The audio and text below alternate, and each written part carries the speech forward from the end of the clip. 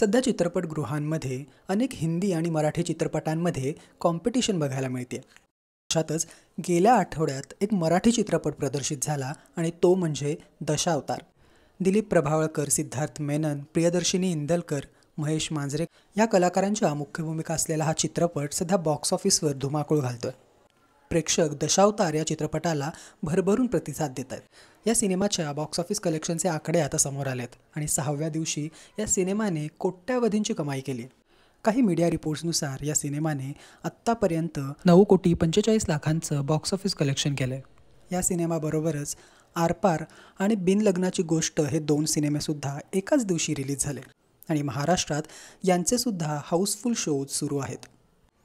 तर तुम्ही दशावतार हा सिनेमा बघितलात का? आणि जर बघितला असेल तर तुम्हाला हा सिनेमा कसा वाटला हे कमेंटमधून कळवा आणि अशाच अपडेटसाठी मराठी TV मीडियाला सबस्क्राईब करा.